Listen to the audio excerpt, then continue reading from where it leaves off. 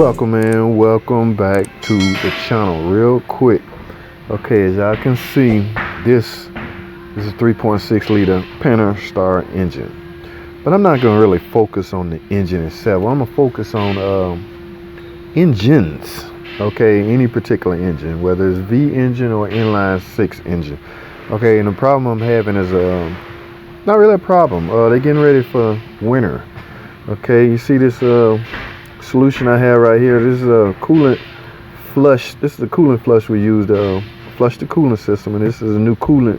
I'm gonna go in and lay. Of course, this is a thermostat. Now she do have a P0128 fault code, and she's complaining about the heat not as hot as it could be. And most of you know the thermostat has I'd say a good bit of a percentage, you know, the reason that affects your heat. Okay, it has to be working as designed. And like I say, I'm about to replace this, but what I'm also do is flush the coolant out of the complete cooling system. We use a flush machine. Okay, my goal is to get all the coolant out of the heater coil. As you know, coolant flows through the heater coil, the radiator. I want all the old coolant out of the block.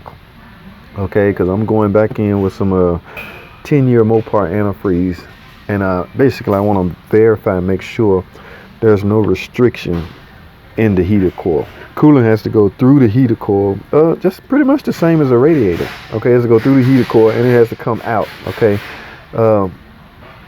and the temperature of the coolant matters also. So we're trying to make sure the flow is there. I would accomplish that with a coolant flush. All right, now back to the thermostat. Thermostat is very important. Okay, one reason. Let's talk about it. Let me see if I can go up to the top. Okay, this thing is designed. We're trying to keep your engine at the optimal temperature. Okay, so it's gonna help your engine warm up quickly on a cold morning, and it also is gonna help it stop from overheating. Okay, this thing has like a sensing element on it. All right. I see that. Now this is a poor design to use, a poor example to use. This sensor element. Okay, this controls the operation of the valve that opens and closes. All right, when it senses that the coolant is hot at a predetermined temperature, it basically is going to open and allow coolant to flow through it. Okay, so basically in a cold morning startup, it's going to stay closed to help your coolant stay in the engine and heat up quickly, to help the engine warm up faster. Okay, back in the day we used to call that open loop, closed loop operation. Yeah, we no longer use those terms. That was a while back, man.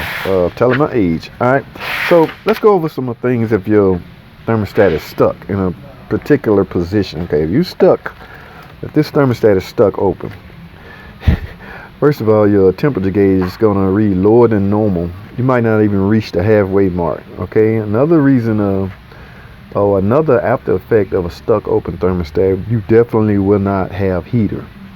The heater will not work because the coolant is constantly flowing through the cooling system and it hasn't had time to warm up. Okay, so you will not have no heater. Now I'm gonna tell you another thing that can be affected by a stuck open thermostat. Okay, and that is your automatic transmission.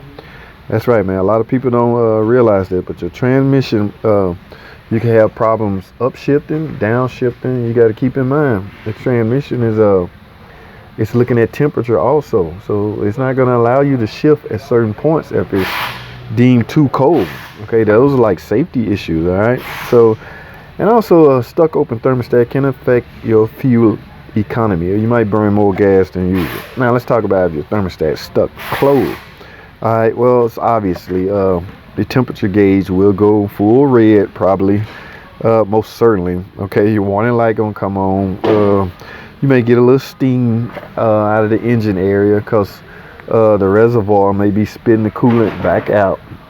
You see what I'm saying? And you're definitely gonna overheat, and it may trick you into thinking that you have a blown head gasket. Okay, when in fact you could have just a stuck closed thermostat.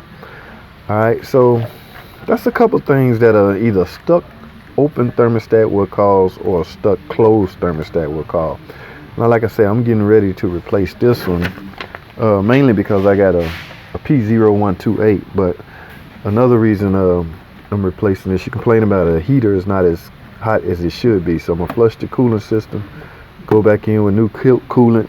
I'm gonna bleed the system. Remember I talk about how air pocket can affect overheating and your cooling system. And make sure it's properly bled, and we're gonna go from there. See, I'm not gonna film how to replace this thermostat. It's fairly easy, man. 2 screws holding it down right here, right here. You put the hose on here. Of course, the thermostat is built inside of the housing. So if you go buy a housing, you're gonna get a thermostat. If you buy a thermostat, you're gonna get a housing. So I'm gonna get to this, man. Let me get this replaced. Let me get this cooling system flush. Let me fill this cooling system back up. Let me bleed all the air out of the cooling system. And last but not least, the test drive. All right, and that should wrap everything up. I should have nice hot heat. And of course, that check engine light P0128 should be gone. Okay, so let me get to work, man. Y'all, thanks for watching. Comment, subscribe. You got any questions, leave below. And I'll see y'all in the next video.